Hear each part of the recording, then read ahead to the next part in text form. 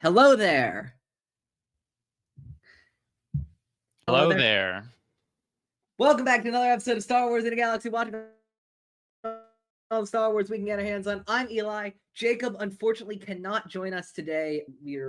He sends his best wishes to everybody here today because I'm not here alone. But welcome back to another episode of Star Wars in a Galaxy. This is episode 187 of Star Wars in a Galaxy, season 23, episode 2. We are continuing our crusade through Star Wars Rebels.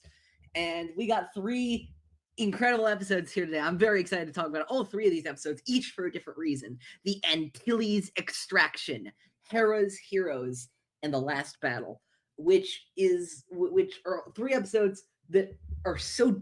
This is what I love about seasons 3 and 4 specifically, but 3 is great about this too. I love all of them, but each Rebel season gets better as it goes to me. But season 3, I think one of its great strengths is its variety. Truly, we get something different every episode. We follow up on different subplots, different characters, different arcs in every episode. And these 3 episodes are about as different as you can be. We have your solid Rebels versus Empire stuff. We have the introduction, not the introduction, but like the grand entrance of our villain for the rest of the show. And then we have the Clone Wars Season 8, Episode 1, which is a lot of fun. But I am not doing this alone. I am joined by many-time guest of the show, friend of the show. Davor is here. Davor, how you doing, man? Hey, Eli, I'm doing good. How are you doing? I'm doing good. So Davor contacted me many moons ago. Honestly, maybe when we were on a different social media site, I don't remember, and said, when you're doing The Last Battle, I need to be on. And so I marked him down, and I was like, okay, keeping this in the back of my mind, all that kind of stuff. I know your wife, Meg, also, when she was on with us to completely inaugurate Rebels, when she was on with us for Spark of Rebellion, she had another Rebels episode that she wanted to do with us that I have her marked down for that we'll probably do in a month or so. And I'll give you 3 guesses as to what the episode is about, but the first 2 don't count. Yeah, I think I've had dibs on this like section of Rebels in particular Last Battle. I think for like 3 years. I think it was like 2022. Like honestly, that tracks. No, I remember having you in there for a long time, and then a few weeks ago I was like, oh shit, I forgot to ask about this. Yeah, no, these 3 episodes of Rebels are, as I was saying, what I love about them is their variety. They're truly about different things. And before we get into that, let's get into our summaries. In the Antilles Extraction, while on a mission to bring food and relief supplies to starving civilians on Terralov, part of Phoenix Cell's squadron, although with none of the Ghost crew, is intercepted and brutally destroyed by the Empire. The rebellion is aware that they are losing pilots and ships very quickly, with Hera Syndulla saying as much at a rebel briefing on Atollon. However, they receive an encoded communique from one of their Fulcrum agents, with Hera explaining that Fulcrum was not limited to Ahsoka Tano's usage of the code word, that they have other Fulcrum agents as well. One of them mentions that there are Imperial cadets at Sky Strike Academy who are on the planet of Montross who are planning to defect to the rebellion. With this information, Hera tasks Sabine Wren with infiltrating the Sky Strike Academy on Montross to get these pilots out of the Empire's grasp and to the rebellion where they can serve the cause. Hera explains that Sabine is the one tasked with this assignment, as she is the least recognizable of the Ghost crew to the Empire, and her knowledge of the Imperial academies as a former Imperial cadet herself will prove invaluable to effectively getting those cadets out. He also tasks Kanan, Ezra, and Chopper to wait on a rebel cruiser nearby for when Sabine and these cadets need a pickup, while she and Zeb will dispatch a new team of relief supplies to Terralov.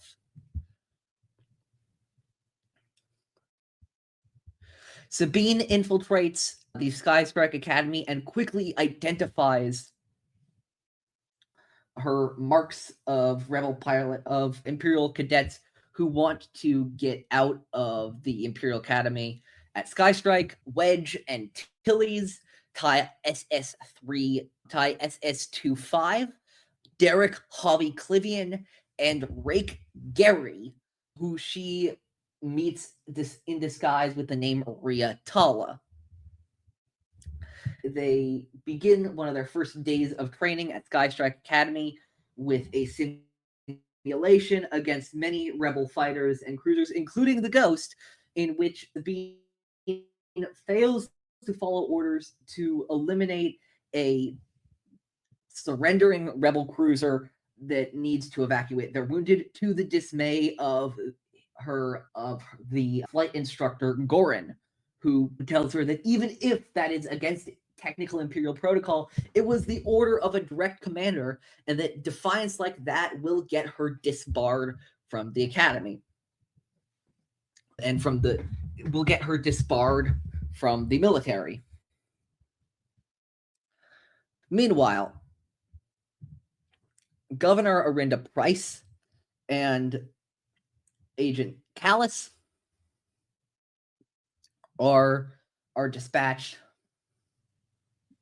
to Skystrike Academy because of rumors of those very same defecting Imperial cadets, and they are determined to root out the rebel traitors and eliminate them from the Navy before the rebels can get to them. Meanwhile, in between simulations, Sabine reveals her true identity to Wedge, and Wedge expresses relief that the rebellion got his message, saying that he was recruited into the Empire from a job as a cargo pilot, and then figured why not. But once he saw what the Empire was doing, he knew he needed to get out by any means necessary. Meanwhile, as the attempts to find the rebel traitors have garnered no initial success, Pryce decides to engineer a flight test that serves as a test to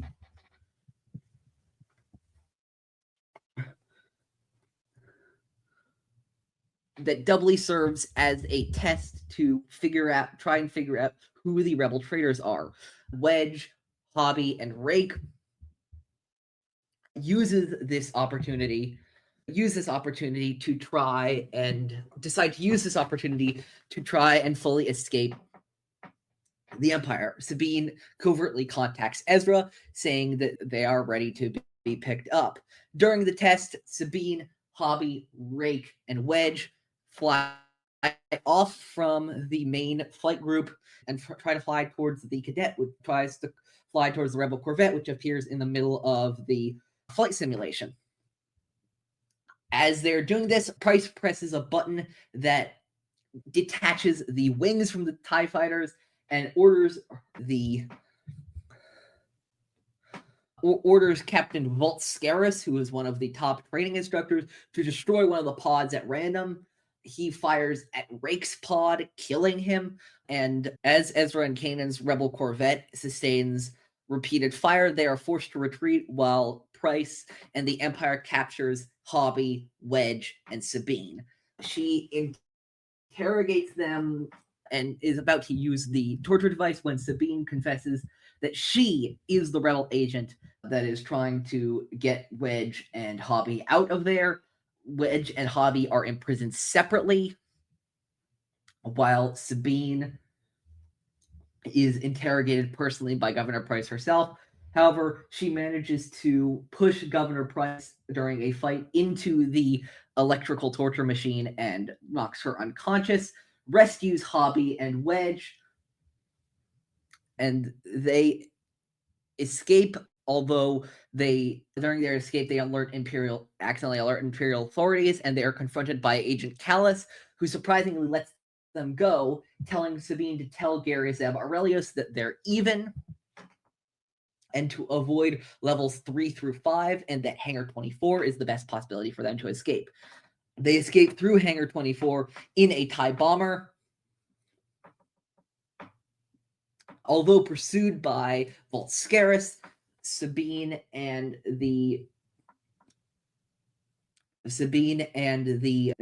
Hobby, and Wedge managed to rendezvous with the rebel corvette, who decided to stick, or who Ezra says decided to stick around after the battle because they thought they might stage another escape attempt, and they flee into hyperspace.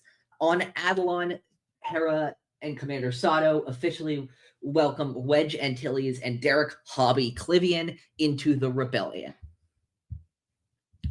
In Hera's Heroes, an Imperial ambush in the Tan province leaves Cham Syndulla and Numa running from the Empire. They are escaping some Imperial scout troopers on Blurrgs when they are seemingly about to be rescued by Hera, who has come back for her father, as the ghost swoops down. After a tricky maneuver to kill the scout troopers that were following them, Cham tells his daughter that the Empire is occupying the Tan province, which contains the Syndulla residence. Cham explains that he underestimated the new Imperial commander. Previous attacks were clumsy, but the new commander's attacks were swift and precise. He informs Hera that the new Imperial commander has made their home his new headquarters, and that he was not able to save anything. Hera wants to go back for her family's Kalikori, a valuable Twi'lek heirloom that commemorates each branch of the family, as they add something different to the Kalikori with each generation. The Syndulla family Kalikori reminds Hera specifically of her mother Eleni, who died many years ago. Hera is initially reluctant to take this on, and especially to involve any of the Ghost crew, as she views this as a personal mission. But as the Ghost crew views each other as family, they happily take on this mission for Hera.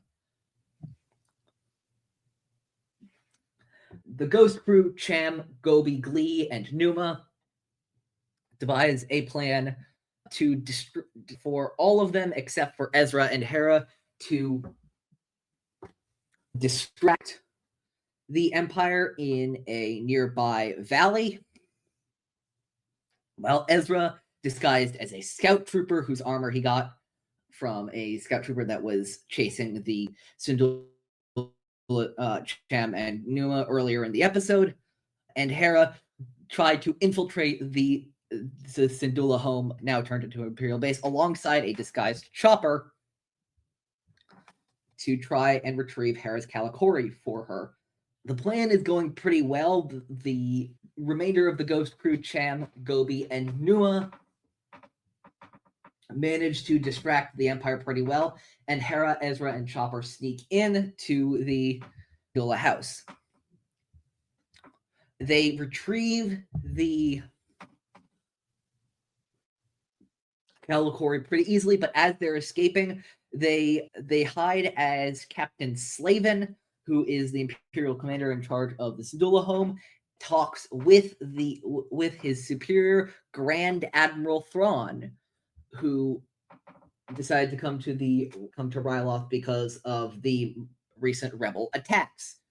As the Twi'lek rebels and the rest of the Ghost crew continue to ambush and be ambushed by the Empire in the Battle of the Valley, Hera and Ezra try to use Chopper to stage a diversion. However, they run right into Slavin and Thrawn. Thrawn decides to look at the Kalikori, which Hera is carrying. She quickly assumes the character of a poor Twi'lek servant girl. But Thrawn is having none of her fake persona, and decides Thrawn is having none of her fake persona, and quickly proceeds to analyze the Kalikori as well as several other pieces of art in the Syndulla home. Thrawn explains that to defeat an enemy, you must know them, their battle tactics, not just simply their battle tactics, but their history, philosophy, and art. Thrawn further explains that he has devoted himself to studying the art of war and working to perfect it. Thrawn quickly deduces Hera's identity, and as Ezra tries to rush to her rescue, he stuns him. When asked by Slavin how he knew, Thrawn responds that rebels always have friends coming to the rescue. Ezra and Hera are quickly imprisoned. Hera and Ezra are quickly imprisoned, and Slavin and Thrawn quickly devise a plan where Slavin, through the ATDP that is currently chasing the other rebels, both Twi'lek and Ghost Crew, uses a hologram to offer Cham Syndulla his daughter and Ezra Bridger back if he agrees to surrender to the Empire. If Cham refuses, Slavin threatens to kill both Hera and Ezra. Although others tried to convince him not to, Cham Syndulla takes the deal, sacrificing himself for his daughter and Ezra Bridger. Meanwhile, Hera and Ezra escape their prison cell and ask Chopper to raid the Imperial Armory for explosives. And Hera reveals that her plan is to completely destroy her family home. When Ezra asks if that's okay, Hera responds that her crew and family are her home now. Hera and Ezra are escorted out by Captain Slavin,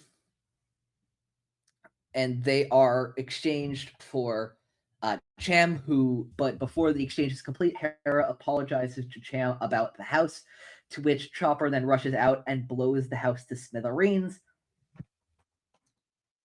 allowing Hera, Ezra, and Cham to all escape on the Ghost. Having lost the Kalikori to Thrawn, cut that out. Anyway, Thrawn, however, seeing this display, allows the rebels to escape, seeing that they've really gained nothing in this personal mission. On the Ghost, although Hera is sad that she was not able to get the Kalikori back, she remarks that her mother's memory lives on with the new and old family she has built. In the last battle, Rex, Kanan, Chopper, Ezra, and Zeb go to the planet Agamar to raid a former Separatist base for munitions and supplies. They're busy inspecting this base on Agamar for supplies when they are suddenly captured inside a ray shield. They quickly discover that the Separatist base is actually still operational, but under the command of a super tactical droid named Kalani, who was sent to Agamar many years ago after the failure of Separatist puppet leader King Sanjay Rash to solidify the Separatist hold on the planet Onderon.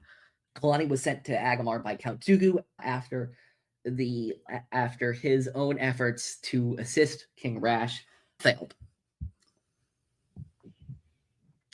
The rebels are stunned inside the Ray Shield and captured by the battle droids still operational inside the base. After being woken up, Kalani expresses his desire to have one final battle. After the rebels are woken up, Kalani explains that he assumed on Agamar that the shutdown order received by all of sent by the Republic to all of the droids as Order 66 was operating was ignored by him on Agamar because he assumed it was a Republic trick. Eventually, Kalani expresses his desire to have one final battle to prove with a former clone captain there. Kalani expresses his desire to have one final battle to prove who was the superior army, the Republic or the Separatist droid army. Although they do not want to partake in this, the rebels have no choice, and they strike a deal that if they win, they get all of the munitions inside the base and get to go free. As Zeb's species, the Lasat, were not involved in the Clone Wars, Kalani decides that he will be the hostage for the rebels to rescue. The rest of the rebels are released, and the last battle of the Clone Wars begins. Meanwhile, on the Ghost, Hera and Sabine are being pursued by Imperial TIE fighters. As the battle starts, Chopper quickly splits away from the group. Chopper quickly splits away from Kanan, Ezra, and Rex, and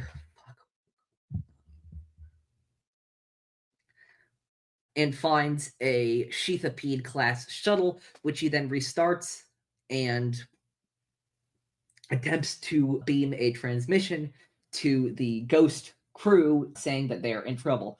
However, Governor Pryce intercepts this transmission and routes some Imperial ships to Agamar in order to intercept and destroy the rebels.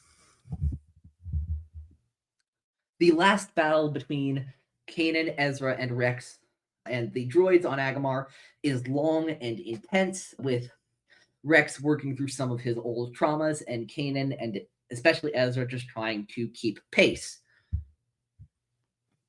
They face battle droids, B-1 battle droids, and droidicas, and Chopper, in the middle of one of their maneuvers, alerts Ezra to the fact that he has powered up the shuttle, the Sheathapede-class shuttle, and sent a distress signal.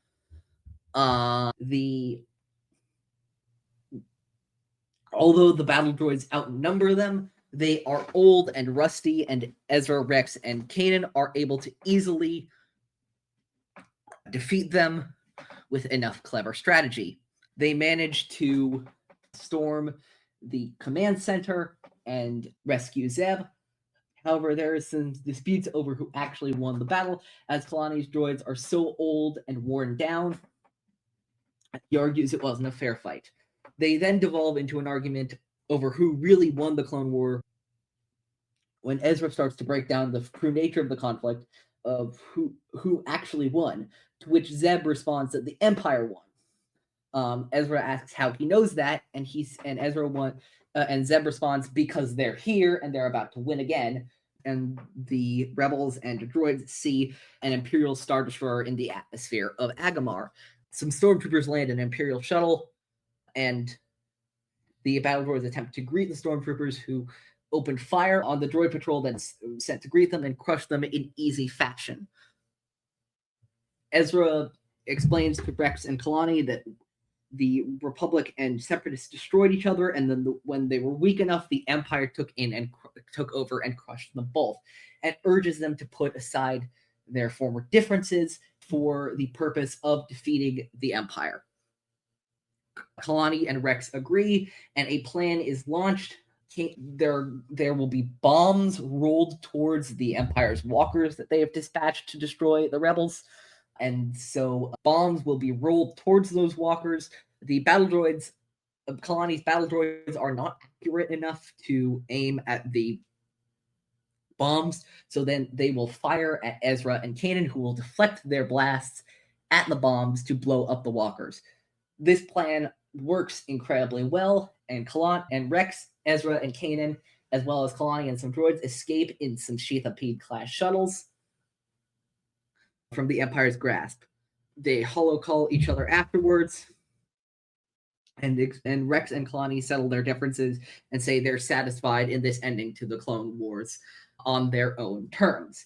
Although they are unable to return with any of the munitions, Kanan, Ezra, and Rex decide to dub the Sheathapede-class shuttle they flew off of Agmar the new Phantom, the Phantom 2.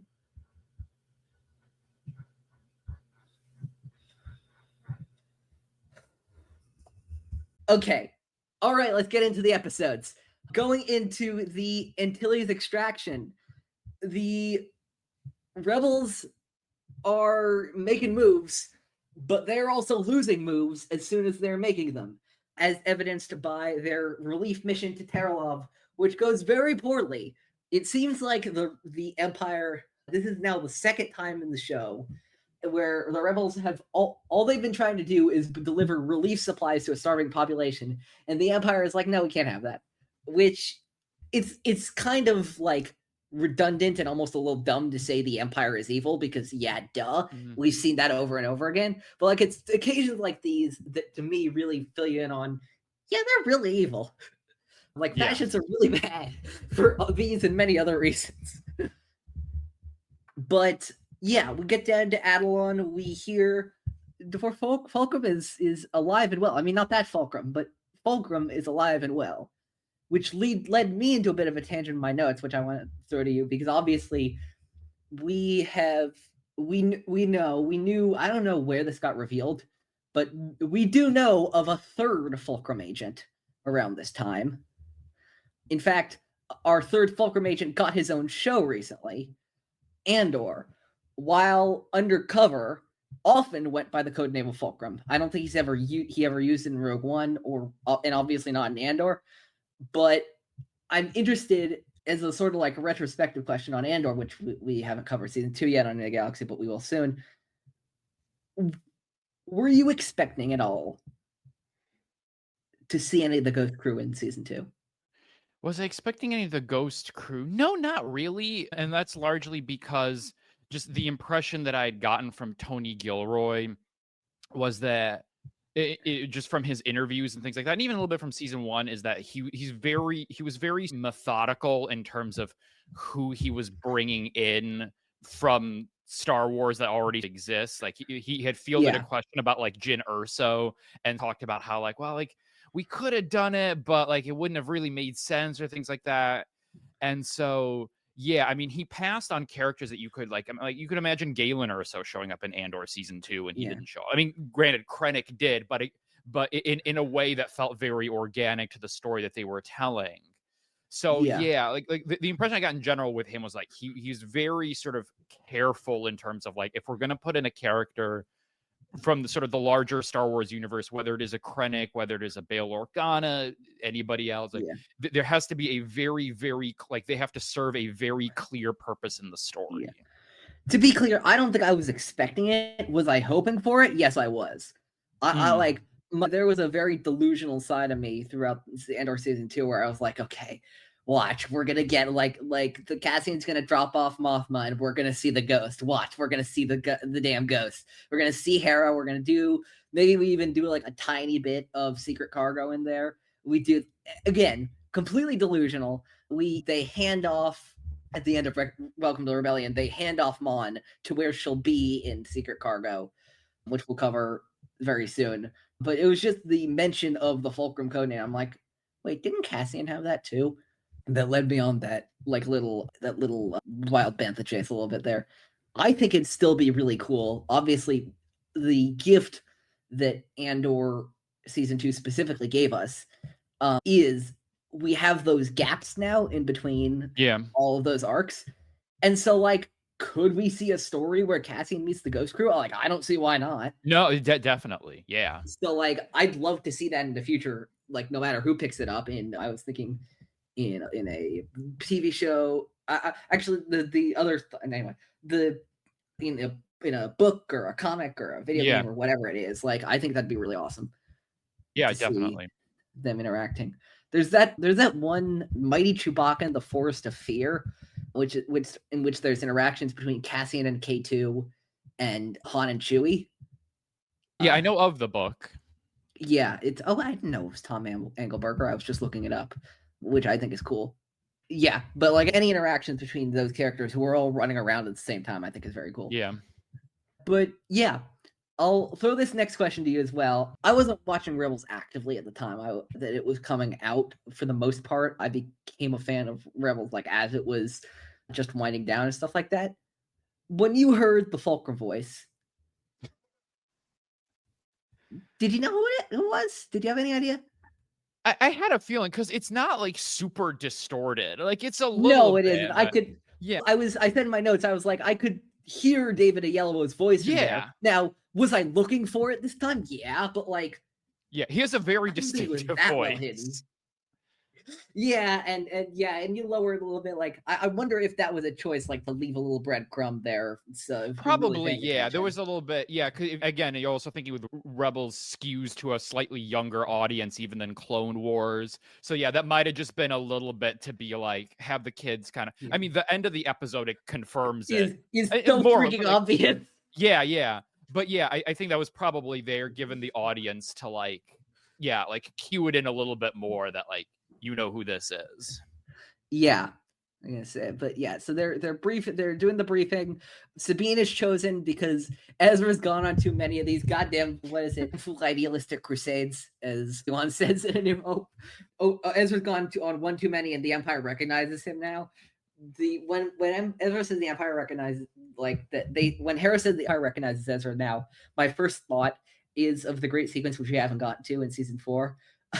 Where Ezra tries to call into the relay station on Jalindi, and he goes, and the commander of the station goes, "Who is this? This is Commander Brom Titus. It can't be. Why? Because I'm Brom Titus." That's a good one.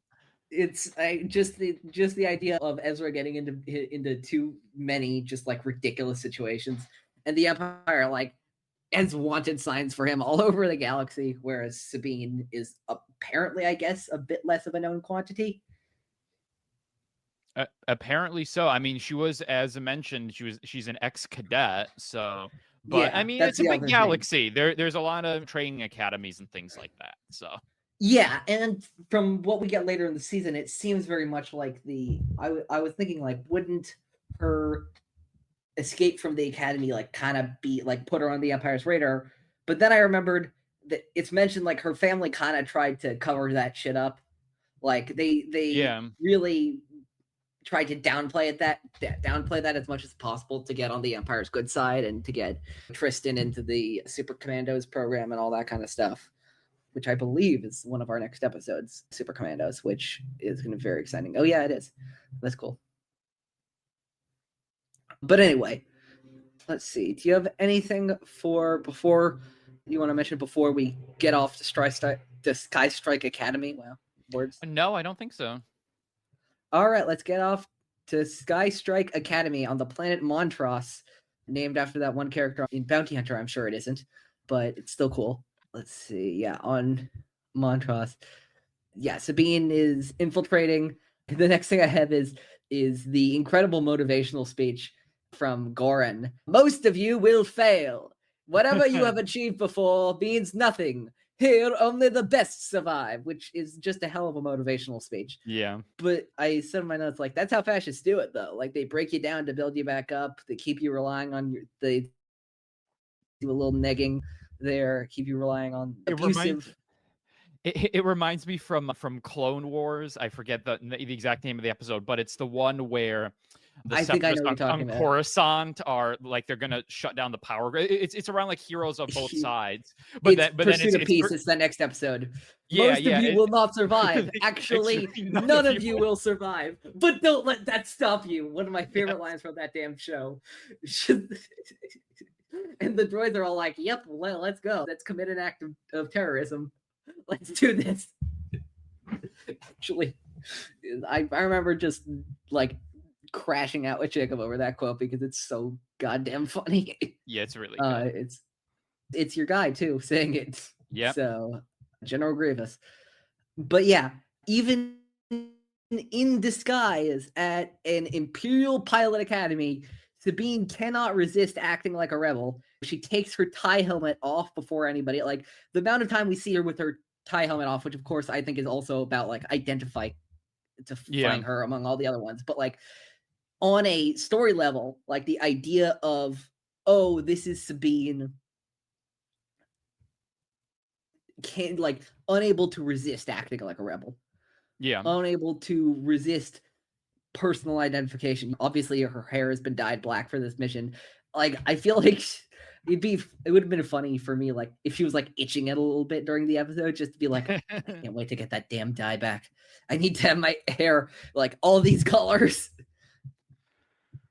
But yeah, then after that, this is Ty SS25. You can call me Wedge.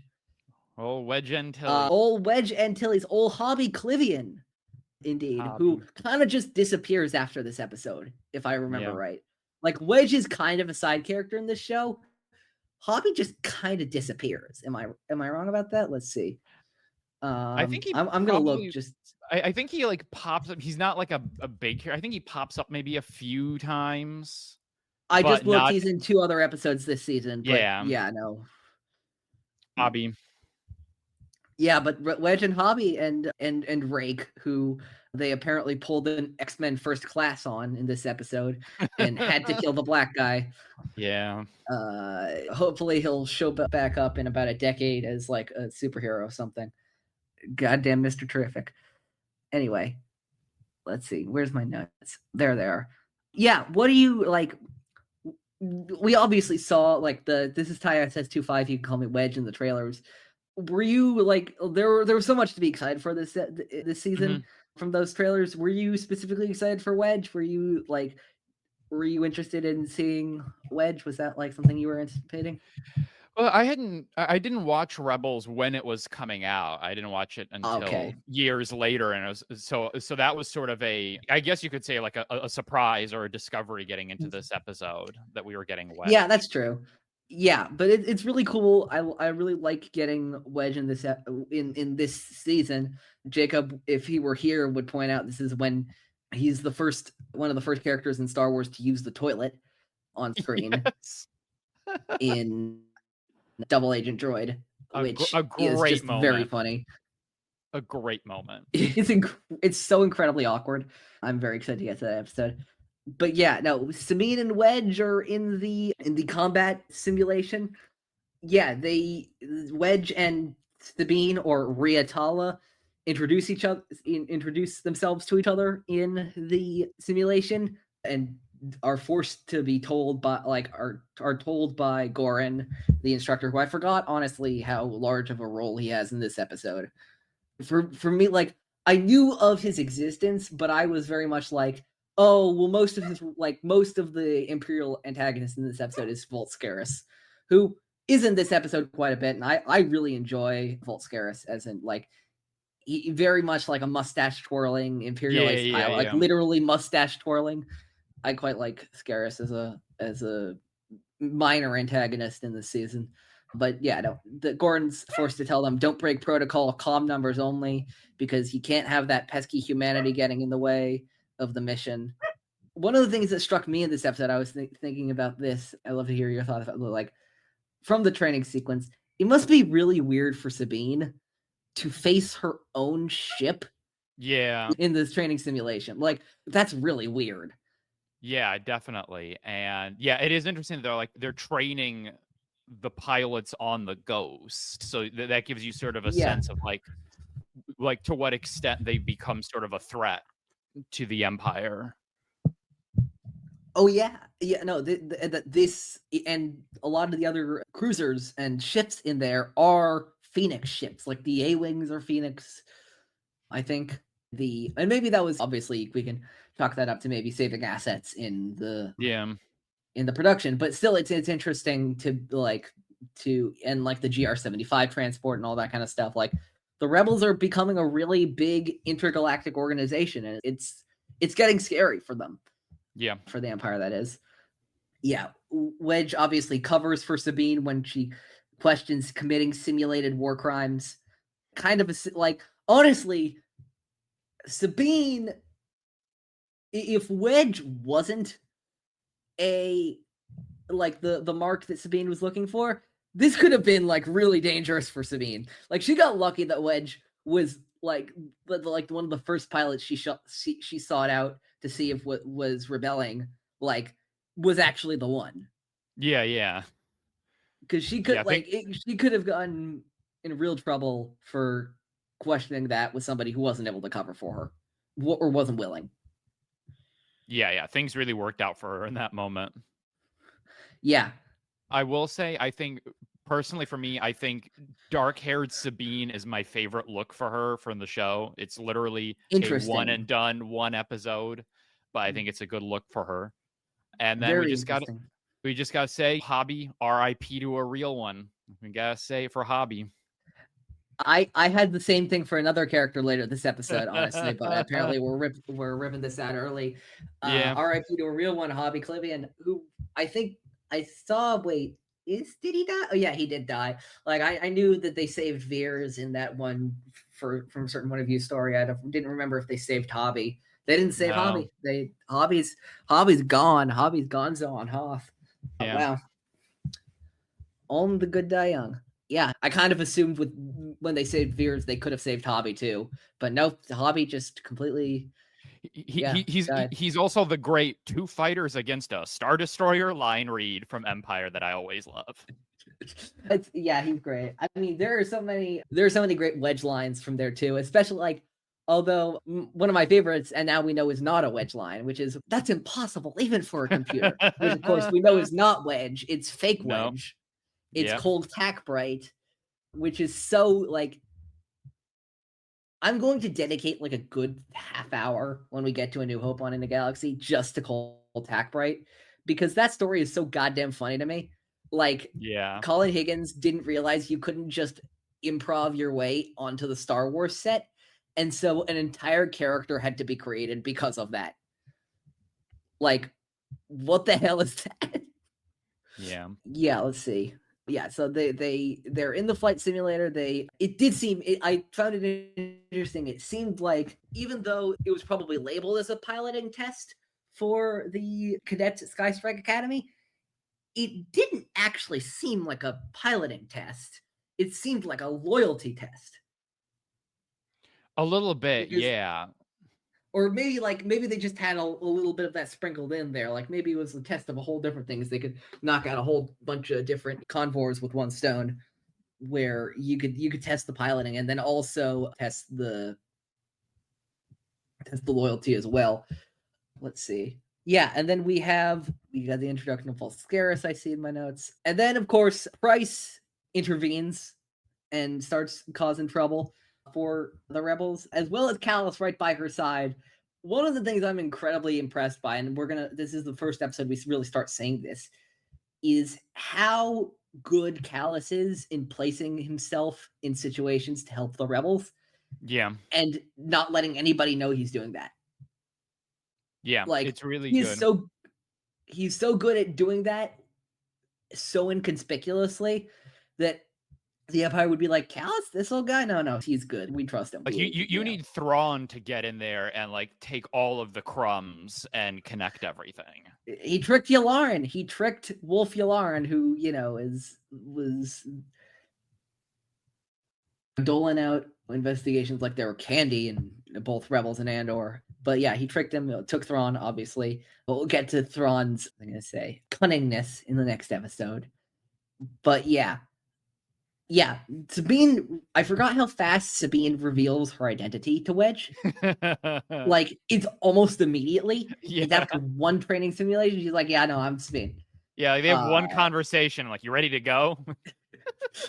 I mean, in fairness, they had signaled their intent to defect. So like, you got my message. Yeah, again, Sabine got really lucky, and it's only because Sabine got saved by the 20-minute episode format. Had this show not been in 20-minute format, Sabine would have been screwed. Yeah, and then it's like, I'll help you escape. Are you serious? And then Sabine says the line that was co-opted by another show, but it was here first. Are you serious? Welcome to the rebellion. Yeah, I clocked that. I don't care as soon as if it you happened. won an Emmy. I don't care. It was here first. It's here first, Dan Gilroy. But yeah, no, that was a great drop. And honestly, like, aside from my joking, it was really nice to hear that here, especially because of the usages in Andor. Yeah. Like it had that like, oh, this is spreading. This is like a big thing. Like it would have been like, I can imagine like in a conversation off screen, Sabine could like when they're escaping, Sabine, I don't know, like Wedge could be saying like, wait, so you have friends out there waiting to pick us up? And Sabine could go, I have friends everywhere. Exactly. Just to drop that line in there, which was being, as we know in Andor Season 2, distributed by the wider Rebel network and all that kind of stuff. Yeah. And then of course I have right here, there's this subplot that I think is really interesting of Ezra and Kanan just kind of waiting to see what happens. And Kanan says to Ezra, part of a Jedi's wisdom comes from learning to accept when a situation is out of our control. Which, man, I feel like sometimes I need to learn that as well. It's a brutal lesson that like is so much a part of not only like as the Jedi is an allegory for being a good person and all that kind of stuff is frustrating, but it is important. And I think that's such a great moment, especially because the evolution of Rebels as a show specifically. We do this a lot in season 4, but I think of this episode as like the more adult version of Breaking Ranks, where Ezra was doing the whole infiltrate the academy and get out with the preteens. Now Sabine's doing it with adults. Now Ezra wasn't doing it specifically to get those people out, but it was more or less the same thing. And I can just imagine like Ezra stressing about like, I hope she's okay. And Kanan's like, yeah, you hope she's okay? God, I wonder how that must feel.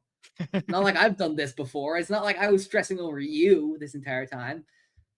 Yeah, but the Corvette comes in to rescue the Imperial cadets mid-flight training, and they're playing right into the Empire's trap here, which reminded me, I forgot. Obviously, at least I think of this season, at least I thought of in the past, as such a step up in challenge for the Rebels because of the ingenuity of Thrawn. And it's not that that's wrong. I also think, though, that the ingenuity of Pryce in a lot of scenarios is also not to be underestimated. Like, she's not quite as clever as Thrawn, but she's no dummy. Like, she's no Constantine, who will just kind of do what any other Imperial officer does and just kind of hope it works. She's no El Resco or Grint. Pryce then detaches the wings from the TIE fighters, which, man, that's terrifying. Yeah. Just seeing those, like, pods now, like, just scramble out in the vacuums, that's horrifying. And then they just straight up kill Rake, which is harsh. And yeah, they as I said before, they X-Men First Class Rake. So R.I.P. to a real one, Rick Gary. Yep. They might as well have put a red shirt on you. You're kind of doomed to fail in this episode. So sorry, man. But yeah, they capture Sabine. They capture Wedge and Hobby as well. Sabine confesses very easily.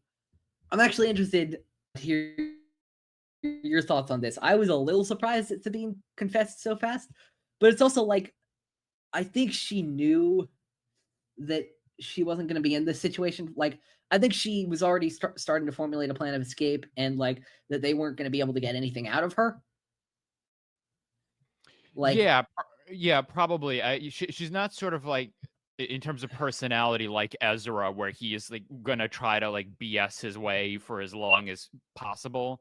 I think she sort of understood that like they kind of already had her dead to rights, and so yeah, it's better to just think about what your next move is going to be. Yeah, no, I think that's a good point. I think, yeah, obviously there's that great I love that line delivery from, I don't remember exactly what the line is, but the exact line is, but from Mary Elizabeth McGlinnis Price, little Mandalorian coming home to roost or something like that. I don't remember exactly what it was, but that interrogation scene is incredibly intense. And then there's that fist fight where Sabine knocks her into the electrocution machine. Meanwhile, Wedge and Hobby are just spiraling. And I love the echo of where Wedge echoes Sabine from earlier in the episode. So what's your plan? I'll tell you when I figure out. Yeah. His heart is officially with the rebellion. And then Sabine breaks them out. They are cornered by the Imperials. But then Callus intervenes. Avoid levels 3 through 5. Hangar 24 is your best possibility. Wait, why should we trust you? Tell Garrus Zamarelios we're even. Now, I want to have your thoughts on this. It's a great moment, but I also want to have your thoughts on this specifically. Where is Callus right now in his journey? Like, we know he's Fulcrum, but like, how far do you think he's turned? Yeah, it's interesting because, we know he's Fulcrum, and he's given them this tip about Sky Strike, and he's helped them out, helping them get out of the academy and all of that. We've moved from season 1 Callus in terms of him being sort of a diehard, committed Imperial. He's seen a different side of the rebels, but it does kind of seem from that ones, but it does kind of seem from that line that he's probably still thinking this is going to be kind of a one-time thing. Yeah, which I agree with, except for then he did the communique with Fulcrum. Like, he's Fulcrum now. Like, that kind of complicates it a little bit. But I agree with you that I think he's not fully there yet. Like, well, I mean, like, he uses the Fulcrum channel, I guess, if you want to call that a name. That may have a different meaning to him in the moment, in the sense of like, oh, this is just a way that I can talk to the rebels and not blow my own cover, as opposed to for the rebels, it means like, oh, we have a source. You know what I mean? For him, I'm like, oh, I'm just going to use this like as a way to talk to them. But they pick up the TIE bomber in the hangar. Hobby asks if he can fly this, and then Wedge pre-echoes Poe Dameron, I can fly anything. Exactly. Which, a line from The Force Awakens in an episode of Rebels written by one of the original writers of Rogue One. What a weird confluence of Star Wars influences this episode is. Yeah, but they escape, and Sato echoes again, welcome to the rebellion, which honestly to me just gets more powerful every time I hear it. Do you have anything else for the Antilles Extraction?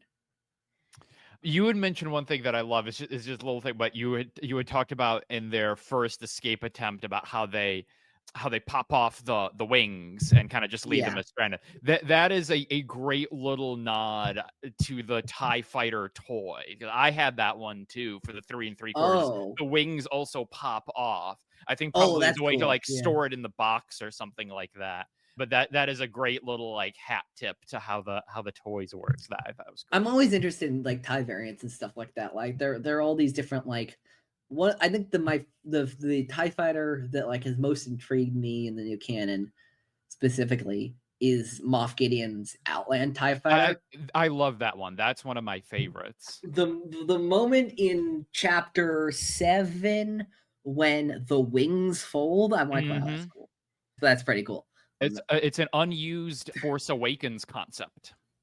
I think I might have known that. That doesn't surprise me. They got a lot of mileage out of that concept art. Yeah. They took some inspiration for this show. I mean, one of the dark side Force users that was being conceptualized for Force Awakens was then turned into Fifth Brother in season 2, which I think is really cool. But yeah, no, I'll just say I really love this episode. I think it's fun. It's breezy. It's obviously we have those legacy characters in there, but yeah, no, we have some great moments with Sabine. We have Sabine not fully committing because obviously she was fully committed, but like every time a character has to go behind enemy lines, it's a chance for them to recommit themselves to the rebellion.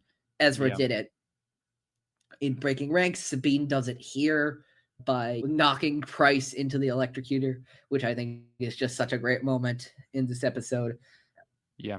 And it's a good episode for her coming into her own. I mean, like, that's a big part of season 3, because first 2 seasons, obviously part of the crew, but she doesn't get like a lot of time in the spotlight. And so this is the first time this season getting sort of a Sabine centric plot line. And then of course, once we get towards the middle of season 3, that's going to be even more so. That's actually an interesting point. I didn't think of this episode as like a prelude to those Mandalore focused episodes, so that Sabine can get an episode to herself before. But no, that's a good point. Yeah, Sabine can get an episode to herself, like Rebellion related, before she can really go get episodes to herself Mandalore related. Yeah, because then there's a whole other can of worms we have to open with her family, and then with Bo-Katan, and then with the Darksaber, and then with no. And I also love at the end when they actually get back to Adlon, when she's like, "Can I introduce you to Wedge Antilles and Hobby?" It's great. Is that your name? Like, is that your real name? Like, Hobby? Did you not get the chance on the TIE flight, like on the Corvette flight back, to tell her your real name? Like, really? Your name's fucking Derek. I mean, like, come on, man. Like, you have a last name too. We know this. Like, it's a great moment. They know this too. It's great. It's very. It's one of those weird moments where it's like, okay, what? Why were we doing this? But I like it a lot too. Also, that sword, by the way, that I mentioned earlier, I'm gonna try and mention it. I'm gonna try and keep that to my only mention this episode, because if I mention it 2 more times, she will appear. Yes, it's just the Beetlejuice effect. Correct. And I know this, and that's why I'm having her on to talk about it later on this season. But again, I'm just gonna try not to jinx it. Anything else you have for this episode? General thoughts about this episode? No, I don't think so. All right. The Empire is getting better at anticipating our moves. Hera's heroes. We're back to Ryloth. We're back to Cham Syndulla, who I really love this. I think this is one of Cham's best episodes, honestly. I think he gets a lot of great stuff, and to show how he has evolved since season 2, where obviously he was willing to sell his daughter and her crew out if it meant achieving the freedom for Ryloth that he wanted. But now they're totally in lockstep. They're good to go. They seem to be healing old wounds that, of course, won't ever fully get back to in my opinion, won't ever fully get back to the way they were before Eleni's death. But they can get better, and that's, I feel like, a lot of what this episode's about. Yeah, I forgot to mention, I usually talk about the cuts to title with the cold open. The Antilles Extraction one was interesting, although I thought it was a simulation at first. I thought they began with a simulation in Skyscraper Academy, but that didn't happen. And this one was just that them pulling this weird maneuver that just... Yeah, we knew they were going to pull it, and I don't know. It was the cold open was good to let us know they're on Ryloth. Yeah, they outwit the scout troopers, except for one who gets pulled onto the ghost, and we get that moment. You didn't think that through, did you? And it's just like those moments. Like I love. There are so many of these moments in The Mandalorian, obviously, when Din has the helmet on, where you can't really see what he's like, what facial expression he's making. Yeah. But like through the way he points his head, you can see it. Yes. There's that with a scout trooper here. He's like, shit, I didn't think that through. which I love. I will say, just first off, there's really no better unsubtle name in Rebels, specifically, than naming the Imperial commander occupying Ryloth, a species that is often forced into what again? Oh yeah, slavery. They name him Slavin. Very subtle, guys. Good job, everyone. This is from the people who brought you Savage Oppress and I'm Gonna Die. I'm a gonna die. Like, comes Captain Slavin. Very good job, everyone. Love Star Wars and its unsubtle names. But yeah, we have the Kalikori here, which obviously is going to get a lot of weight later in the show when Hera is able to get it back. But for now, it's the only reminder of her mother, I think this is the first time, by the way, I've seen this episode since we met Eleni Syndulla in that 2-part Bad Batch episode. I feel like this episode hits a lot different knowing what Eleni was like. Yeah, knowing, definitely. Like, because I can now imagine her with the Kalakori. I can imagine her, like, she is, as, I don't want to say he's flighty exactly, but, like, Cham is the revolutionary. He's always pushing towards the cause. He's, the political leader as well as the revolutionary leader and all that kind of stuff. And so Eleni has to, by proxy, be the one to keep both of them grounded. Yeah. Keep both of them, like, and I can see her really appreciating the role of family and of tradition and of the Kalakori. And so it makes sense as to why it meant so much to her and now why it means so much to Hera. Honestly, in my opinion, I think this plan that they have of all the rebels and all the Twi'leks distract the Empire, and Hera and Ezra infiltrate the Syndulla residence, pretty good plan. In a normal episode of Rebels, this would be a very good plan and it would work. Unfortunately for them, this is not a normal episode of Rebels. We are not dealing with the normal Empire, and we'll get to the consequences of that. Let's see. Do you have anything before they set off to the Syndulla residence? No, a nice little Blurrg appearance. Blurrg appearance, yeah. No, it's crazy how they existed in both TCW and Rebels, and nobody cared about them. And then the Mandalorian made them centerpiece. You're a Mandalorian. Your ancestors rode the great mythosaur. Surely you can tame this young foal. Nick Nolte, man, love that guy. I have spoken. Yeah, it's still weird to me that this is the first release appearance of the Syndulla home, but the second chronological appearance of the Syndulla home because of Bad Batch. Oh yeah. I don't know. The Syndulla residence kind of looked different to me from Bad Batch. Like, it just seemed like maybe there were some like changes to it or something like that. But, like, there was the courtyard looked a little different. Like, I was trying to look up images of it online, and I couldn't find a good image of the Bad Batch era Syndulla residence, but it looked like obviously there was the Y-Wing there. I don't know, maybe it was just changed. It depends on, we don't know exactly when the Empire occupied the Tam province. It had to be pretty recently, obviously, from what Cham said in the episode, but like, I don't know, maybe they started making some changes to the house. Yeah, no clue. But I really do like that Chopper has that moment with the Y-Wing. Yeah, that's a good moment. Like, if we could get like a tail short length of like Hera finding Chopper buried in the Y-Wing. Yeah. Like, we hear that inferred to so many times in both Bad Batch and Rebels. I'd love to actually see that. I think that'd be really interesting to see, like, especially like Chopper healing from his PTSD and all that kind of stuff, which we already saw him get nervous with the Y-Wing and steps into shadow, and so there's a lot of that too. Yeah, Hera dons her Twi'lek accent seemingly effortlessly to make it believable that Ezra Stormtrooper captured her. It's all going according to plan. What could possibly go wrong? They got it. They get the Kalakori pretty easily. Ezra sees the picture of the happy Cham, Hera, and Eleni, which just hits so much harder now that one of them's dead and two of them just recently healed from being estranged. There's a stormtrooper who says about Chopper, looks like it's malfunctioning. Oh, yeah. Did you catch that stormtrooper? No, what about him? That's Dave Filoni. I'm almost certain that's Dave Filoni. That really? sounds like Dave Filoni's voice. That sounds so much like Dave Filoni's voice to me.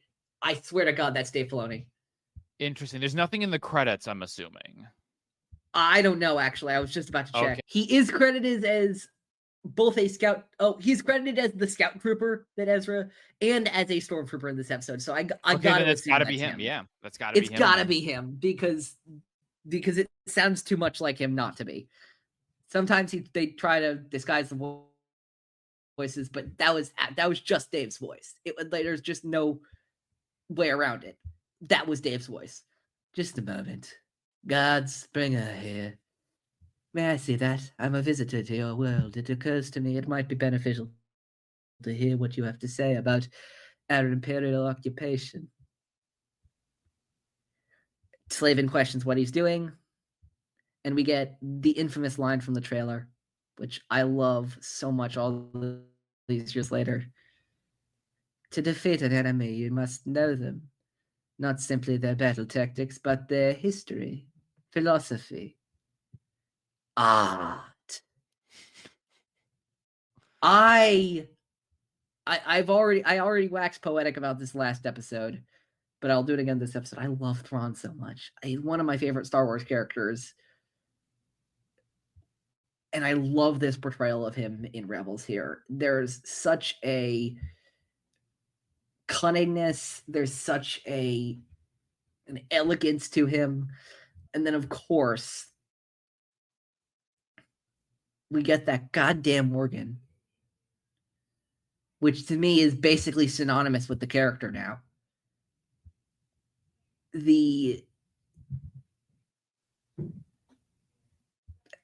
I'm almost rendered often I'm rendered speechless Thrawn. Just his portrayal in this show is just so real, just great. And I love specifically, Jacob and I were saying last episode, we both had a little bit of a struggle. We kind of both a little bit had a little fun with Lars Mikkelsen's portrayal of him because the voice was so unlike what we had expected from the beginning.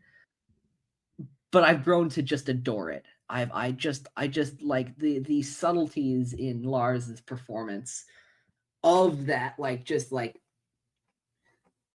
It's really interesting to have somebody like Thrawn who does respect the rebels, who sees them as worthy adversaries. Captain Slavin is specifically even for an Imperial, he's snobbish. He's, what do you call it? Condescending. There we go. Yeah. Even for an Imperial officer, he's condescending. And he dismisses who he thinks of as just a servant girl. But Thrawn immediately treats her with respect, as I think he's figured out who she is from the beginning. Mm-hmm. And we just see Thrawn maneuver this game that Hera and Ezra are playing, like a game of 40 chess that he has played over and over again and mastered to the nth degree. Whoa, it's all you've ever known, isn't it? You were so young when you survived the Clone War. No wonder you're as equipped in spirit to fight as well as you do. War is in your blood. I studied the art of war, worked to perfect it. But you were forged by it. Slowly picking apart Hera's psychology and tactical mindset as an advanced form of verbal jousting that instills this piercing fear in Hera, as it would anyone, is so incredibly well done. Other than the fact that he's a fascist, Thrawn would be incredible here at In a Galaxy. He takes these basic facts about Hera's life, makes some intelligent inferences about it, and then throws it back at her to illustrate how much he understands her, which is just one step away from how easily he can destroy her. It's just like Thrawn's just like there, and of course we get to the climax of, may I introduce Hera Syndulla, rebel pilot, freedom fighter, and military leader, daughter of your nemesis, Cham Syndulla. Stun. How did you know? Because the rebels have friends always rushing to the rescue. The escalation, the organ, the hauntingness of it all. It's just like there's such a deftness to it. Especially, I was hearing actually Alex Damon talk about this, where he's been rereading the original Thrawn trilogy, and apparently it's been a while since I read it, but he was saying that apparently in those books Thrawn would deduce something and he'd just say, "Hey, I figured it out." and Yeah, everybody pretty would be much. like, "How do you figure it out?" Because I'm Thrawn, I figured it out. Whereas now he is in Zahn's new Thrawn books, he is much more transparent and methodical in explaining how he figures things out, how he deduces things here. And this is, of course, yet another great example of that, where he walks through, as he's perusing the art, like what he can learn about the Syndulla family through their artwork. And then quickly, and I think also just the idea of like, why would a random servant be walking through the Syndulla home right now? Yeah. As the rebels are fighting a battle that, like, there's enough there for him to really nail down exactly what's going on. I'll pass it to you. Do you have anything about the infiltration and about Thrawn's expert deductions? No, just to sort of echo what you were saying in terms of, yeah, like the way that he's able to sort of piece things together, the way that he makes the point about like she's taking the Calicornians, like it's worthless to anybody else, but like if they're taking it, it's exactly, like if she's taking it, then that means like she must, like she has to be in the family because it doesn't have any worth to anybody else. Yeah, there's also that great moment, which I didn't actually write in my notes, but will always, of course, which I think like anytime anybody's ragging on a piece of media that I don't like, I should use this more. Like, I'm grab them by the collar. I'm sorry, Captain. I forget that not everyone appreciates art as I do. Me, whenever anybody's bashing the Red Skywalker, I'm sorry. me whenever anyone's bashing that. Whenever anyone has the gall to bash across the Spider-Verse, I'm sorry, I forgot that not everyone appreciates art as I do. It is great. But it leads me to, I think, my favorite part of the episode. We were talking about this last episode, we were talking about on letting them go and how every time that Thrawn is introduced, at least so far in the season, they key us into exactly how smart he is, but they also key us into his weaknesses. Yeah. And this is the thing he underestimates in this episode, where he says, "You surprise me. Is your history worth so little to you?" Where obviously, and before they're captured, Hera tells Thrawn, "It doesn't matter where we come from, Admiral. Our will to be free is what's going to beat you." Yeah. And it's such a great, I think it's such a great addition to this episode, because it would have been so easy to let Thrawn just dominate this episode, and he mostly does. But it's this passion, it's this willpower, it's this fervor to beat them that, like, Hera, as we'll discuss later, destroys her family home. But to escape from and beat the Empire, to beat these people who've destroyed her life and the lives of so many around her, it's more than worth it. And I don't think Thrawn, or any of the Imperials, but Thrawn in this case, can ever really comprehend that. They cannot comprehend the magnitude of fuck you energy to anybody in the Empire, but again, Thrawn in this case. Like Hera destroying her own house is like the most ridiculous thing she's ever seen. But to Hera, it couldn't make more sense. Right. Even though it's devastating, it couldn't make more sense. Yeah, but I actually did mention, not the specific quote, but Thrawn grabbing Slavin, not because, in my mind, it's not because he doesn't appreciate art, although that is part of it. There's also an amount of he doesn't appreciate Slavin paying his enemies no respect. Which to me is a remnant of Mithron Neurodo, Captain in the Shift's ascendancy, which is slowly, in my mind, being devoured by the ruthless Imperial Grand Admiral Thrawn. This is kind of how I and some others I know square the circle of these slightly different portrayals of Thrawn in Rebels and in the Thrawn trilogy, which is the idea that Thrawn started out in the Chiss Ascendancy with nobler purposes, but and he still may retain that a little bit into the Empire, but it slowly starts getting subsumed by, you can go into the Empire with all the pure intentions that you want. Yeah. But once you're in there long enough, it becomes you. You become it. There's really not much escaping that if you're in there for long enough. Unless there's a concerted effort to turn you around like there is for Callus in this season. But let's see.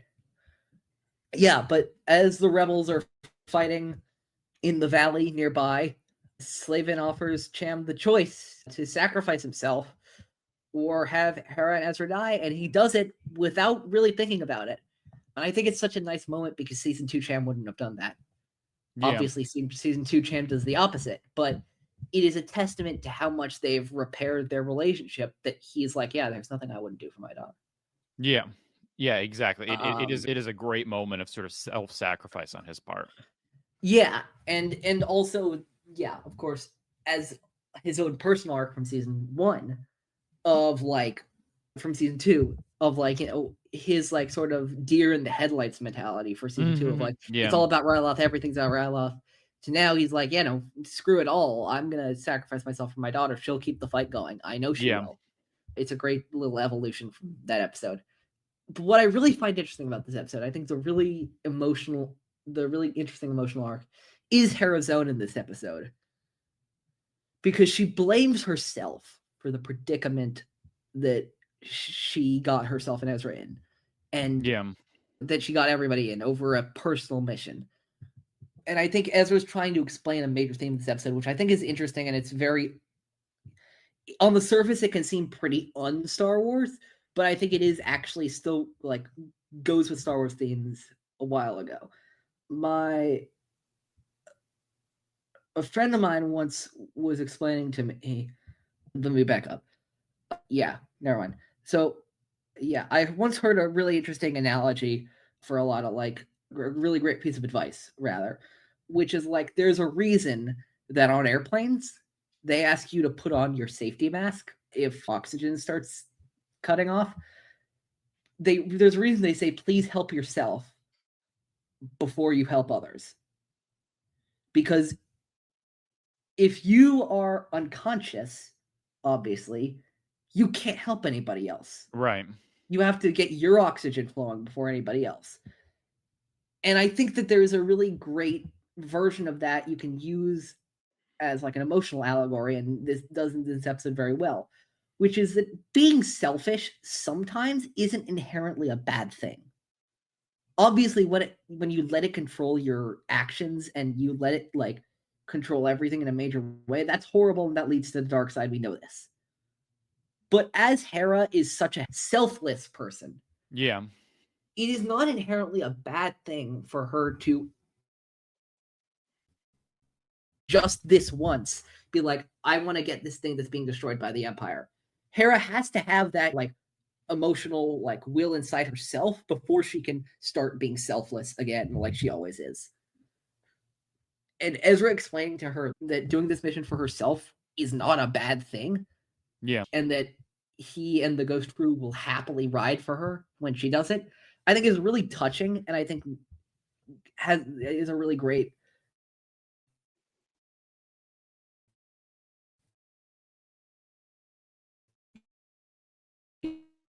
it's similarly in Doom, in Jedi Knight, but like in Doom, they take the episode to grieve. Yeah. They take Doom to grieve. They can't take down the Empire if they don't do that first. Exactly. Yeah.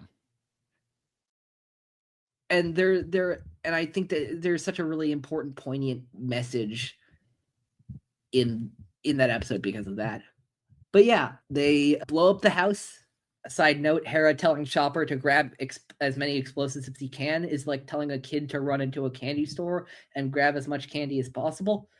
Yeah, and they escape with Hera saying her home is my crew and my family, which is just a great, very bittersweet, poignant moment. Thrawn lets the rebels escape yet again, but from Thrawn's perspective, like we talked about last episode, makes total sense. What have they earned?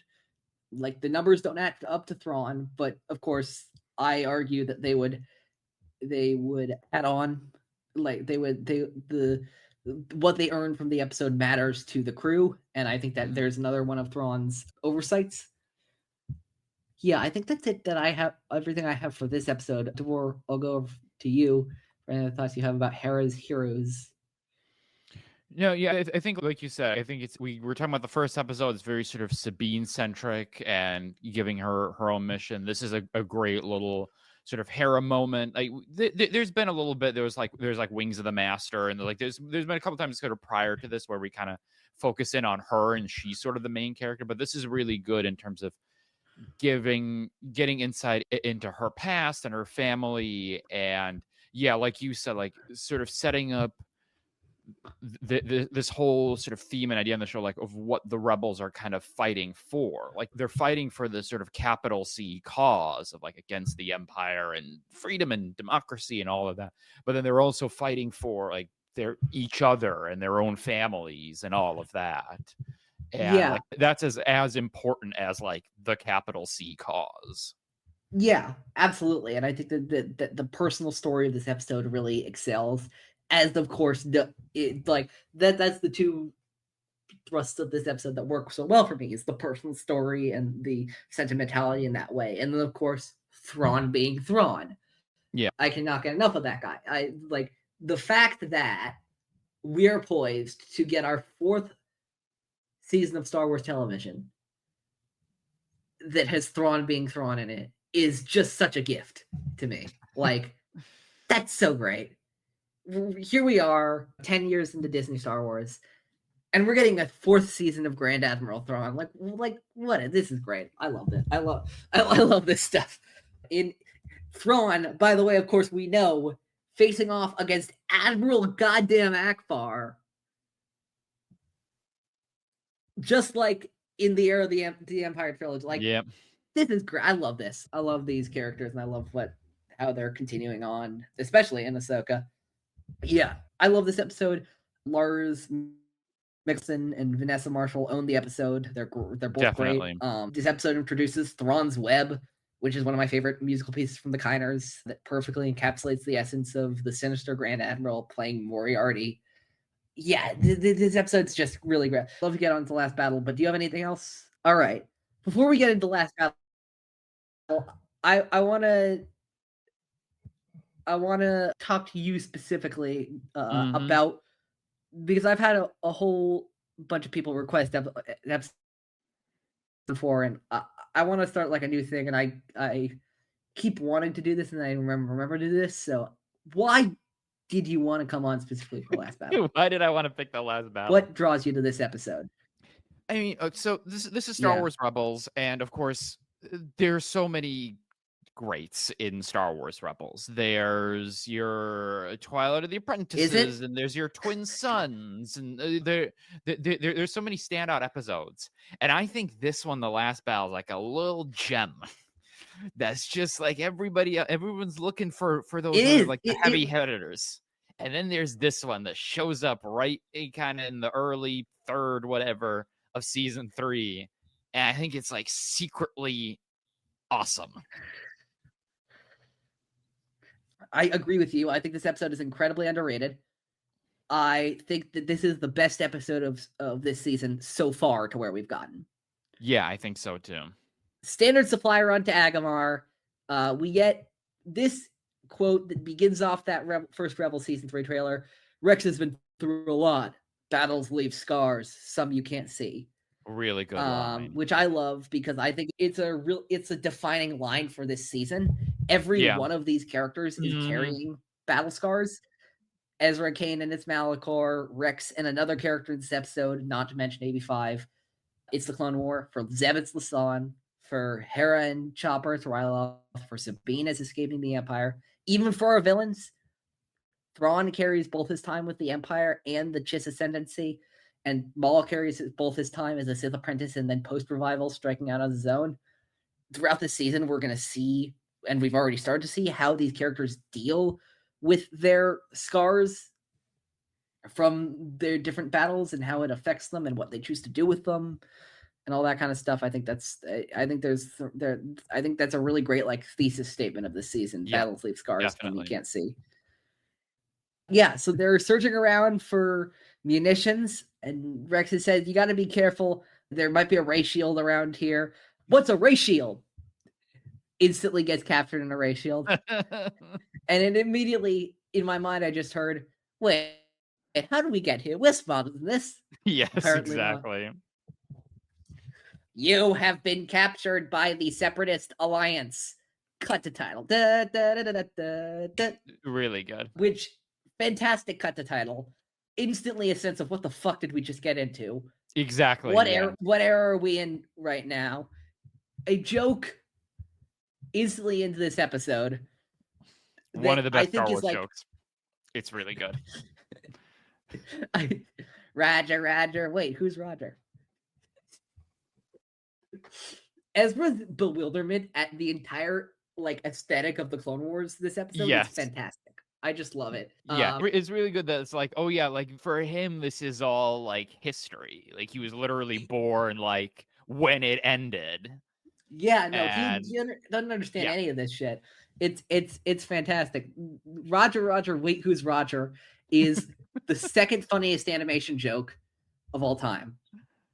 And I say second funniest because there's one joke that I think will never be beaten. And like, I want Star Wars to try and attempt to beat the best joke in a Star Wars animated television show I've ever seen.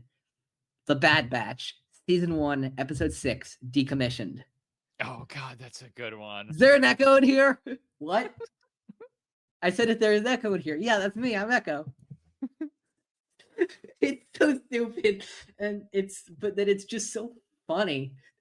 But then, of course, there's another one great. Chopper goes rogue and starts sneaking around. We haven't captured anyone in years. We haven't captured anyone ever. Matthew Wood returning as the battle droids in this episode as B1268 and all of his comrades. Priceless. This is the main reason I was so sad Jacob couldn't be here this episode. Yeah, is because I know he would get a kick out of talking about Battle Droid Humor one last time. But yeah, no, they get captured, they get electrocuted, they wake up, and this waking up sequence is one of my favorite of the episode. Oh no, the war, it's not over. Rex, Cody. The minute he says Cody, there's just like a rush of like, oh shit. Yeah. He's having flashbacks. Especially, and it hits harder, of course, especially knowing that Cody's still out there, as far as we know. But like the idea of Rex probably thinking he's back at Malastare or Kadavo or Mandal or like that hits hard. Yeah. And like it really, we get the impact that the Clone War had on Rex, specifically in the episode. I think that's so touching and poignant. And then, of course, we get introduced to Kalani in this episode, where he says the Jedi betrayal ended the war for most of the galaxy, but here on Agamar, I assumed it was a Republic trick and presented the shutdown command. First of all, I'll just say I love that this is Kalani, that we wrap up that loose end from TCW, where Dooku sends him to Agamar. But second of all, even though I think probably Kalani is telling the truth, that he did assume it was a Republic trick. And he was like, yeah, no, the war can't possibly be over. Like, that carries the hallmark of a Republic trick. However, there's a part of me that maybe thinks Kalani didn't believe that. That maybe Kalani thought, oh, yeah, the war is probably over. But I'm not willing to end it. Oh. I'm not willing to let go. I don't think that was conscious. I don't think he was lying necessarily. But I wonder if in some part of him, he was like, but yeah, I can't, like, we were created for this thing. I can't stop doing this thing. Yeah, that's a good point. I never thought about that. I didn't either until this episode. I was like, but seeing as this episode is so much about Rex, not like Rex learning to let go, I was like, wait, why can't it also be about Kalani letting go too? Yeah. I mean, in some ways, the episode is about Kalani not being able to let go. Yeah, I mean, well, that both too. of them Like, yeah, It is, yeah, no, absolutely, and yeah, I think that this episode handles that theme of letting go incredibly beautifully. I calculate that this will be my only opportunity to end the Clone Wars as I planned, with a victory for the Separatist Alliance. And I just wrote in my notes, surprise motherfuckers, the Clone Wars Season 8 is here. Let's do this. The one episode Season 8 The of one Clone episode Wars. Clone Wars Season 8. Let's do this. In fact, honestly, as I, like, legitimately, what I remember in the past I've said, like, as to why I love this episode so much, is that it's the Clone Wars Season 8. Yeah. Or as I said Season 7 in the past, because it was before the actual Season 7 came out. But it still works just as well, even after the Clone Wars and all of this. This is a fun Easter egg that I noticed. Kalani says all these stats, which I'm really wondering, like, so Brett Friedman wrote this episode, who was a writer on many episodes of the Clone Wars. I believe he was the head writer of Season 5, maybe 6. I don't remember which one. But anyway, he was probably just pulling the numbers of the statistics out of his ass. But, like, there's a part of me that's wondering, like, they keep a running track list of this. Like, it'd be really funny if they kept a running track list of this. But I did notice this was certainly not intentional, because it was, of course, way before Season 7 came out. The Jedi Rescue is a recurring scenario based on 132 battles I have removed. Davor, how many episodes are there in the Clone Wars? Oh God, is it 132? No, it's 133. 133. It's one difference. It's one difference. Again, a coincidence almost certainly, but it's weird. That's wild. It's one off. It is literally one off. Yeah. They ask one of my favorite lines in the episode, one of my favorite, like, comic lines in the episode. Jedi, is this your Padawan? Most of the time. Which I don't even know what that means right now, but, like, we don't have time to unpack that. Chopper finds the shuttle, and the last battle begins. But before that, I want to ask if you have anything from the beginning of this episode before we proceed on to beginning the last battle of the Clone Wars. Let's see. I don't think so. I mean, we talked a little bit about Kalani and, like, his sort of state of mind and his reasoning, and, like, the way that he sort of talks about, like, that he refused to implement the shutdown because he assumed it was a Republic trick. And in a way, like, he's kind of right. Like, it was. Like, from a certain point of view, it was a Republic trick. Yeah. Yeah. There's a lot of that this episode where Ezra and a lot of other people make good observations that are, like, they're missing stuff, but they're also not technically wrong. Yeah. And I think it's around here. I don't remember the exact line, but it's like when he starts the last battle, it's something like initiate plan like Zeta, and then there's like a battle droid exchange like plan Zeta finally, or something like that. It's like somewhere around here. Yeah.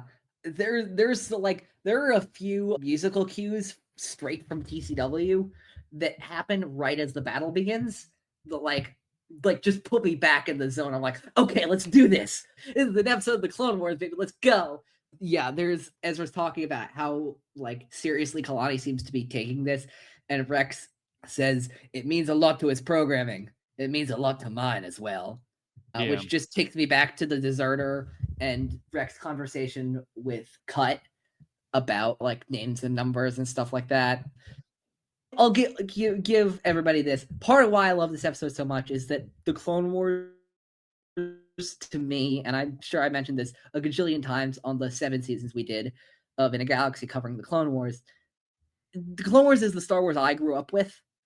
Mm-hmm. There were so many times where I was sick from school and I would just watch the Clone Wars on Netflix when it was on there and stuff like that. Like, it's just a core, like, I was joining the Star Wars fandom around when the Clone Wars was ending. Yeah. So, like, this episode works for me so well because it's an episode of the Clone Wars. Like, I love this show. I love Rebels. It will never quite be as good to me as the Clone Wars. Not for any quality reasons, but because the Clone Wars is sentimental to me. Right. But yeah, and then Kalani orders the droids to release the destroyers, and then we hear those goddamn droideka sounds, which just bring back so much nostalgia in me. Mm-hmm. And I've written my notes. damn, I want to play Battlefront 2 right now. I want to walk around as a destroyer droid. It's been a while. But yeah, then Rex has that great exchange with Ezra. This is not a game. This is life and death. Every move you make affects the rest of us. If we're going to survive this, we're going to do it with strategy and with discipline. And Kanan says, which I once again said, I might offer Kanan a place on In a Galaxy soon, honestly, because he's getting better at this whole analysis thing. It's not you. He needs to finish this battle his way. There's a part of me that doesn't like. I don't think Rex really understood at the outset of this whole last battle how much it would mean to him to do this as well. Yeah. Like, obviously it means a lot to Kalani, but I think Rex is discovering how much he needs this closure as well. Which I think is, yeah. And then there's that moment where they're engaging against the droidicas in the hallway, and Rex throws his helmet at the droid, which, as well as being a cool moment, Rex is throwing literally everything he has left of his honor of serving in the Grand into this skirmish, just like, of course, Kalani is. Yeah. I think you talked a little bit about how that Rex line earlier about like it's important to his programming Kalani's, but then also to mine, and then when you were just talking about there about like the importance of finishing it on his terms. I think something that this episode does, but then it has done a lot, like Star Wars has done a lot with, and particularly Clone Wars did a lot with, is sort of leaning into those sort of parallels between the clones and the droids. Because like you go all the way back to Attack of the Clones, when Obi-Wan is getting that tour of the Camino factory, you got Lama Su talking about like, oh, you will find they're immensely superior to droids and all of that. And there's this way that like the clones are sort of set apart as different. But then of course Attack of the Clones has all the imagery of like, here's the clone factory where they're making the clones, and then here's the droid factory where they're turning out the droids. And then Clone Wars leans into it even more to show like the sort of the way that these are both essentially armies that are bred for this very particular purpose, and then once that purpose is done, they're all sort of just discarded. And then I think you get that this episode leaning back again, like both Kalani and Rex as being sort of stuck on the Clone Wars. And that's actually one of the things that I like about this episode also, is like I think there's like a dual play in the name, because it's like the episode, like the last battle, like it's I think it has sort of like two meanings. There's like on the one hand there's like the last battle in the sense of the final battle of the Clone Wars essentially happening, but then there's also the last battle in the sense of here are these two characters who are stuck on the conflict that happened in the past. Oh, that's interesting. And then there's ultimately, once we get into the kind of final act, them turning their attention to, well, like that was the fight of the past, and what's the fight now? The fight of the fight present. now is the yeah. Here's the part of the episode I really love, and I think this is really handled really well. It's a bit ham-fisted, although I really attribute that not to the writing of this episode, which I think is very good, but to, of course, the fact that Ezra and like nobody really knows the full picture of exactly why the Clone Wars happened and what it was all for yet. And of course, they're not supposed to. That's kind of the whole point, was keeping it secret and all that kind of stuff. I never really thought about it. I never really asked. I know the Jedi were wiped out. The clones were decommissioned, and the droid army was just shut down. The Clone War ended, but why? If none of you won, who did? The Empire. Zeb, that's right. How did you know? Because they're here, and they're about to win again. What I think is so interesting about this episode is that it could have been hollow. And there's a presentation, there was a hollow out to this episode, which is, well, shit. Neither the Republic or the Separatists won, but that's because they were never meant to win. Yeah. And there's an inherent hollowness in that. There's an inherent, well, what did we pour all this into? Like, Rex and Kalani both lost friends and colleagues and all that kind of stuff to this war, and it meant nothing. There's an inherent hollowness in that, and we'll get to how they resolve that, but I think there's something so important in that recognition of, well, shit, none of you were meant to win this. Yeah. That the Empire is this engine of destruction that waited until you were both weak enough and then just utterly flattened you, as we saw in not only the Clone Wars, but also the Bad Batch with the Republic side of it all. Yeah. And then, of course, obviously the Empire enters. and we get a moment that serves two purposes for me. First, I want to discuss the surface level purpose, which is just very cool, because we've all had those discussions. We know we have as fans. You know, who would win in the fight, Yoda versus Darth Vader? Who would win in the fight, Anakin or Darth Maul? Who would win in the fight, your average Imperial Stormtrooper or your average B-1 battle droid? I cannot tell you how hyped I got when I realized, oh my god, we're about to get Stormtroopers versus battle droids. We're about to see who would win. And look, it wasn't really a fair fight. The droids were old and worn down, but like, at least we got to see it, and I think that's really cool. It is really cool. And then we get my favorite shot of the episode. Greetings. That's a good one.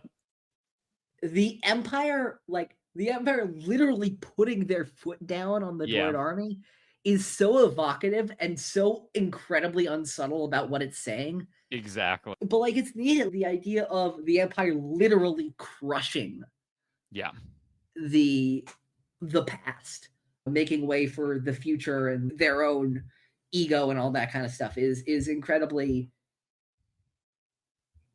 I wrote in my notes, the days of the Clone War are long gone, and the ultimate victor, the Galactic Empire, is willing and ready to tell the stragglers that, and I know that I didn't put this in my note, but I knew the intention behind it, to quote the Goofy meme, I'll fucking do it again. Clones, battle droids, you destroyed each other. And when you were both weak enough, the Empire took over. While Ezra doesn't know the specifics about how the Republic became the Empire, nor should he, by the way, of course, won't be laid out for the galaxy for at least another 7-8 years. And even that won't be fully complete. He's still right. And of course, what the great part of this episode is, it could have felt hollow. But now Ezra directs this, they're willing to direct this attention to a fight that isn't hollow. To, okay, now you have a chance to fight the real enemy. Yeah. And reclaim a lot of that honor that was stolen from you by them. And I think that's a gorgeous ending to this episode. Yeah. I think there's also a very Star Wars quality of like the next generation, that it's like, it's Ezra, the kid, sort of leading like the two old timers to be like, look, like you guys have been fighting, but like that's not the fight anymore. Like this is the fight over here. Yeah, it takes somebody, and I also had a similar thought, but like it takes somebody who was removed from it all. Yeah. To see the larger picture, to see how they were being led to destroy each other so a more powerful force could take over. Yeah, and I really like seeing, especially like clones and droids on the same side is such a surreal thing, but it's done so well. And of course, we get that line, that interest line from the trailer that I love this. One last glorious day in the Grand Army of the Republic. And like, we can tell Rex is feeling it. Like Rex, like there's this pride and this honor. I've been throwing that around all episode. Like, yeah, Rex gets, it's one of the last things that poor Gregor says before he dies in Family Reunion and Farewell. It was an honor to fight for a cause we believed in. Yeah. It's not just you were bred for this. It's you choosing, no. This is we're doing this because we believe in the cause. Yeah. I think it's just gorgeous. And then as they're in the shuttles, Rex elaborates, we all just won the Clone War, and you ended it, Ezra. A galaxy of senators couldn't do that. An army of Jedi clones and droids couldn't find the middle ground, but you did. Rex, all I did was point out that none of you were meant to win. You couldn't. Which I think Rex said, and Ezra say it better than I could, frankly. It's like, it's a lovely conclusion to the episode. It's a way for both sides to win the Clone Wars without compromising any of their integrity. Yeah. Ezra some of them, they get to see Palpatine's grand plan for the Clone Wars for what it was, a plan. Yeah. Then Kalani, of course, bids them farewell with a reminder of why the Republic would have won if this wasn't all planned out. Based upon this battle, I calculate that you have less than a 1% chance of succeeding of staging a successful rebellion against the Empire. So this is where we must part ways. 7 years later. Oops. Yeah, I'm really excited for the rebels to prove Kalani in his risk-averse, logic-based ways, which is by the way why they would have lost, wrong. I'm shocked that we haven't seen them again. I really want to see what happened to Kalani and the other droids again. Yes, I really hope maybe they pop up again. I have a personal like headcanon, obviously based on nothing because it's 100% headcanon, but like I have a headcanon that like he's at Exegol, like he's there somewhere. Put him there. Put him there. Yeah. Like there are over 14,000 ships there. Put him in one of them. I don't care. Yeah. No, I want everybody in the kitchen sink at Exegol. Please. I love that idea. I totally stand by that idea.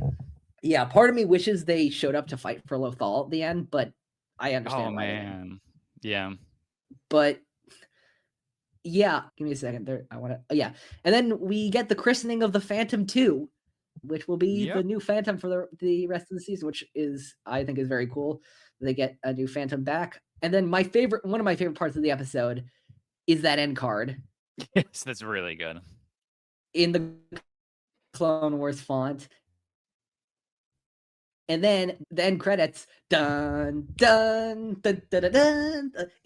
Getting some of that Clone Wars music. To 2014, like a rush fell over me as soon as I heard. Like I knew it was coming, and like still I like got emotional hearing, and I'm like, I miss this damn show. God, I miss this damn show. This show meant so much to me. I miss it. Yeah, I'll pass it to you. Anything else do you want to talk about this episode, and leading into your overall thoughts about the last battle? I don't think so. All right. Overall thoughts on this episode? Yeah, I think it is a underrated little gem of Star Wars Rebels, not just season 3, but the show overall.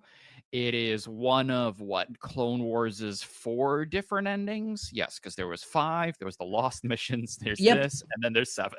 There's 4 different endings. Yep. 4 different endings. Yeah, and I think it's this great story of these 2 sort of relics from the Clone Wars still committed to this fight, but then having to go through this realization of there really wasn't a victory to be had for either of them, that someone else won, and then that sort of the turning of the attention to like, what is the fight now, being against the Empire. Yeah. Absolutely. I'm going to read a little bit from my notes. Season 8, Episode 1 of Star Wars The Clone Wars was a triumphant epilogue to the show that acknowledged the futility of the conflict while providing closure for the 2 aged veterans of the conflict, as he said. The story was great. Battle droid humor was funny. D. Bradley Baker was awesome. One of his best performances as Rex in the show. I love the stuff with Kalani. I hope we see him again someday. I love the stuff with Ezra and Kanan. One of the most underrated, like it's to me, it's this episode and A Princess on Lothal as the most underrated episodes of Star Wars. Oh, it's another good one. It's I've raved when we did the last season. Like, I love Leia's portrayal in that episode. I love the writing. I love Julie Dolan's voice acting. It's just perfect. And of course, it hits so much more after we lost Carrie Fisher, even though it was released before she passed. But yeah, no, long live Star Wars: The Clone Wars. I love all the Clone Wars elements. This episode lets have their final curtain. Yeah, it's just lovely. It's a lovely episode of the show. And it's my favorite episode of the show. It's my favorite episode of the show probably until Visions and Voices, maybe Legacy of Mandalore. Up until then, it's my favorite episode of the show. Yeah. But I think that's going to be it for this episode of Star Wars in a Galaxy. Next week, what the 3 episodes we have? Wow, these 3 episodes. Imperial Super Commandos, Iron Squadron, and the Winkathu Job. Man. Yeah, those are the next 3 episodes of Star Wars in a Galaxy that we have. Jacob will be back next week. Davor, thanks so much for riding shotgun with me on this episode. Where can we find you? Yeah, thank you for having me. Yeah, it's been, as we said at the top, it's been a long time coming to get here to finally talk about the last battle. But we're here, and I'm really glad to have been on here to talk about this and the other 2 episodes. Also, really, it was fun to revisit those too. Absolutely. So yeah, if you want to follow me on social media, I'm on Blue Sky at Mondom. If you want to listen to me podcasting in other places, there are 2 places that you can do that.